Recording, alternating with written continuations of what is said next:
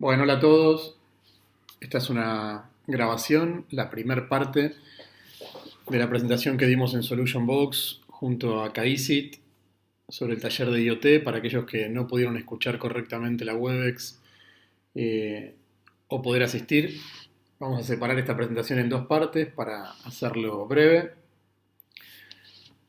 Hablábamos esa vez de que estamos viviendo, sobre todo este año, una gran invasión de sensores de todo tipo, de todo tamaño, y como consecuencia se está produciendo esto que hoy le llamamos revolución digital o la revolución de Internet de las cosas, y que está facilitando la transformación digital de empresas, organizaciones y también de nuestras vidas en general.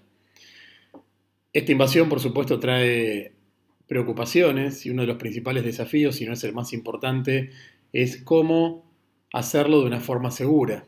Así que lo vamos a ver un poco más adelante, pero no lo perdamos de vista. Allá por el 2007-2008 mostramos el tamaño que tenían algunos de los sensores que ya se empezaban a conocer. Si bien los sensores datan de hace muchísimos años, los sensores basados en tecnología de Internet de las Cosas no tienen mucho tiempo, y se empezaban a conocer algunos que ya eran de tamaño bastante pequeño. Hoy por hoy, muchísimos de estos sensores ya tienen el tamaño literalmente de un punto, como por ejemplo los que tenemos dentro de los celulares. Ahora bien, ¿qué es lo que está permitiendo y por qué esto está sucediendo ahora? La tecnología llegó al punto de poder crear o de poder soportar o diseñar dispositivos que una de las grandes ventajas que traen es que son de bajo consumo. Ya lo vimos con los dispositivos basados en Bluetooth hace mucho tiempo y cómo están siendo cada vez más parte de nuestras vidas, ¿no? Pueden intercambiar mensajes muy livianos, ocupando muy poco ancho de banda y en condiciones donde otro tipo de protocolos de comunicación, de protocolos de red, no podrían ser intercambiados. Esto facilita el diseño y permite que podamos tener controladores, microcontroladores, procesadores en soportes muy pequeños, y a su vez, gracias a los nuevos protocolos, podemos tener sensores a muy larga distancia de su antena principal, donde el sensor envía finalmente los datos para que luego sean visualizados, procesados, etc. Este conjunto de cosas hacen posible hoy de que empecemos a despreocuparnos por si existe o no el sensor y vayamos a preocuparnos realmente y a ocuparnos de qué es lo que queremos medir, qué es lo que queremos monitorear, dónde está ese dato que puede ser relevante para mejorar algún aspecto en mi organización, en una ciudad o en mi vida. Yo le llamo a esto el viaje del dato, donde lo más importante primero es, como dije anteriormente, es entender dónde está ese dato. ¿Es la temperatura de una cámara de frío? ¿Es un vehículo que pasa por una autopista? ¿Es la calidad de aire que está a 20, 30 metros de altura en una ciudad? ¿Es el nivel sonoro? ¿Es un caudal que tengo que medir? ¿Es el flujo o concurrencia de personas en algún sitio determinado? ¿Es la trazabilidad de un artículo? Y así podemos estar enumerando infinidad de cosas que se vuelven relevantes a partir de que ahora sé que las puedo medir. Puedo ir a buscar ese dato para alimentar los procesos de mi organización y buscar mejoras. Ese dato va a ser enviado a través de la red y lo vamos a utilizar para visualizarlo en algún portal, en alguna plataforma, en alguna aplicación móvil. Podemos hacer análisis con ese dato. Podemos procesarlo con programas hechos por nosotros, con planillas de cálculos, con sistemas de business intelligence, hoy llamados sistemas de analítica, agregando componentes de inteligencia artificial como máquinas de autoaprendizaje, con intervención o sin intervención humana. Y si tengo una gran cantidad de datos muy variada, pero principalmente un gran volumen,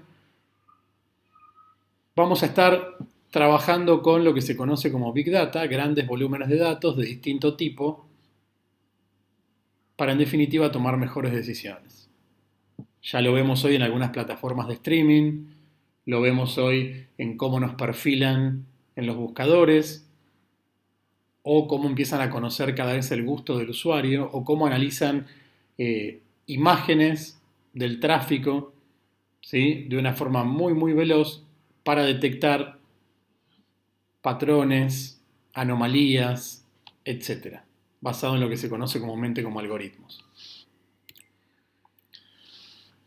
Podemos ir entonces desde cómo los sistemas de Internet de las Cosas pueden impactar en una pyme, productora de helados, ¿sí? Donde básicamente gracias a algunos sensores está pudiendo monitorear la cadena de frío y también la variación de tensión de su planta de producción. Y de esta forma evitar daños, evitar pérdidas y tener todo el proceso de producción un poco más controlados. Esto para una pequeña compañía con muchas sucursales en el norte de nuestro país es parte de lo que hoy conocemos como la transformación digital. Es una pequeña parte y ya lo están implementando. También podemos aplicar el uso de sensores muy pequeños, alimentados a pilas de larga duración, para saber si un activo está o no en donde tiene que estar. Esto se aplica a depósitos, se puede aplicar a clínicas, alquiler de maquinarias, vehículos. Hablamos de tecnologías similares a las que conocemos en el rastreo vehicular, como GPS, pero aplicado a pequeñas redes, donde no utilizamos el GPS por sus costos, por su falta todavía de autonomía en cuanto a funcionar con pilas, sino a pequeños dispositivos que dentro de una red Wi-Fi o dentro de una red de 900 MHz con distintos tipos de protocolos pueden darnos la geolocalización, ¿sí? La geoidentificación, la georreferencia de un activo. Hablamos también de cómo Internet de las Cosas no solamente mejora los procesos de las organizaciones, les permite ahorrar costos, aumentar su productividad, sino también a los proveedores les permite cambiar su modelo de negocio, crear nuevos o lanzar nuevos modelos de negocio, como ya lo hemos visto desde hace poco tiempo, con empresas donde uno básicamente pide un auto, hace un delivery, compara hoteles, alquila de forma temporal un departamento, y así vamos a ver una invasión de aplicaciones móviles utilizando este tipo de tecnologías que nos van a resultar cada vez más atractivas y en definitiva termina impactando, y por eso son más atractivas, en cuán ágil hacemos todo, cuán más fácil hacemos todo y gastando mucho menos.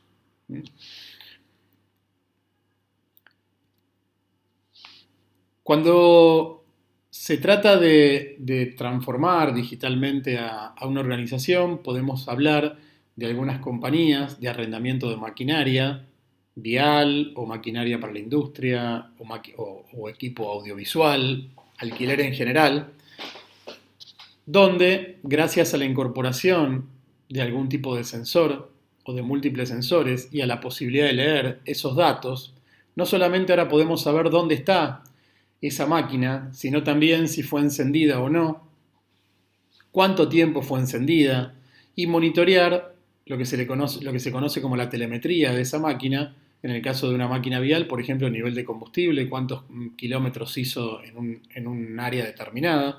Y gracias a eso, crear lo que se conoce ahora como un dashboard, un panel de control, que está bastante de moda, donde los diferentes interlocutores dentro de una organización pueden estar viendo desde información dura de la máquina vial, como por ejemplo el odómetro, ¿sí? El nivel de combustible, hasta análisis, donde se combina la información colectada de la máquina vial con información extraída de los sistemas financieros, de ventas, y podemos así sacar la contribución marginal y empezamos a obtener información mucho más rica y veo qué cliente me aporta más, a cuál conviene más alquilarle, si es que ya le hemos alquilado, y empezar a perfilar. Esto también es parte de cómo se pueden ir cambiando los procesos. En este caso particular, hay compañías que han dejado de alquilar con maquinaria vial o maquinarias para industrias como motosierras, generadores eléctricos, etcétera, por mes, por año, y hoy lo alquilan por uso directamente, ya que tengo total control de cuando la máquina llega, se pone en marcha, se apaga y los niveles de los sensores que tiene interiormente la máquina.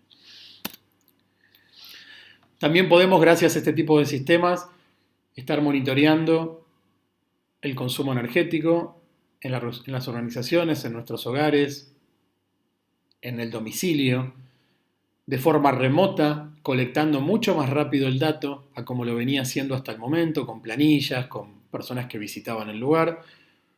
Y gracias a estos sensores de consumo energético, puedo estar mirando de forma remota el consumo de cada uno de los dispositivos que quiero monitorear, de cada una de las filiales, de cada una de las áreas, ¿sí? Y eso utilizarlo luego para hacer distintos tipos de análisis. Puedo ahorrar, ¿sí? Una vez que entiendo cómo estoy gastando, puedo mejorar las instalaciones. En el agro son múltiples las aplicaciones que podemos implementar, ya que se vuelve muy interesante la combinación de sensores en sitio, sistemas de automatización, combinados con datos que se pueden colectar desde otros sitios, como por ejemplo portales web con información del clima, ¿sí? Y en definitiva, combinar todos esos datos para tener un estado de situación, pero también para poder predecir y saber si tengo que encender el riego los próximos días, si sigo cosechando de esta forma, qué proyección puedo tener, si tengo un nivel de humedad en el suelo y está por llover dentro de algunos días, si me conviene o no regar y en qué áreas y cuánto y en qué momento, saber los niveles de sólido líquido que puedo tener en algunos estanques, en silos, en piletones, y combinar toda esa información en un único sistema que empiece a sacar patrones, a detectar anomalías, ¿sí? Aplicando pequeños algoritmos que me permitan mejorar mi negocio. Hay muchos algoritmos hoy dentro de lo que se conoce como inteligencia artificial de máquina de autoaprendizaje que me permiten, una vez que los alimento con los datos provenientes de los distintos sensores y de otros sistemas, y eso es lo rico, poder combinar sensores con otras fuentes, el mismo algoritmo, una vez que le enseño una y otra vez, puede luego poder detectar patrones o anomalías o cosas que no están bien que sucedan en mi sistema, ya sea que esté monitoreando consumo energético o cualquier otro tipo de aplicación que le esté dando. Para ciudades digitales, hoy la tecnología de Internet de las Cosas se ha vuelto hiper atractiva porque combinando aplicaciones móviles, portales web, algoritmos de inteligencia artificial como el de máquina de autoaprendizaje, sensores, dispositivos de gestión de luminaria, puedo estar colectando, procesando, analizando, controlando y en definitiva dándole a áreas propias de cada municipio, de cada gobierno, como así también al ciudadano, una mejor experiencia. Puedo estar con una simple aplicación móvil reportando una vereda que está rota, como también puedo saber, como sucede hoy en muchas ciudades, si el colectivo está cerca o lejos de mi parada, ¿sí? O el nivel de ruido que hay en una plaza y en ese momento decido entonces no visitar esa plaza, o el nivel de contaminación en determinados momentos del día. Y en definitiva, mejorar la vida del ciudadano. Puede utilizar también sensores para el cuidado de personas mayores, como uno de los tantos casos que podemos tener, donde con pequeños sensores instalados dentro del hogar de una forma no invasiva, a diferencia de lo que podría hacer con las cámaras, puedo estar detectando comportamientos y eso puede ayudar a monitorear en tiempo real situaciones como, por ejemplo, si alguien se levanta de una silla de ruedas cuando no debe hacerlo y vive solo, o si alguien abre la puerta de su baño con mucha frecuencia en un solo día. Y así puedo estar monitoreando y detectando muchas cosas que suceden dentro del hogar de una persona mayor con determinada enfermedad que vive sola. Y en definitiva, por ejemplo, una obra social podría estar agregando esta tecnología para monitorear en tiempo real, para prevenir, pero también después para analizar y darse cuenta que una vez que colecta estos datos de muchos hogares, puede estar detectando patrones comunes entre distintas personas que tienen, por ejemplo, la misma enfermedad. Bien, en esta primera parte hicimos una pequeña introducción. En la segunda parte vamos a mostrar otros casos y a explicar y a mostrar cómo se ve esto, ¿sí? en casos reales. Gracias.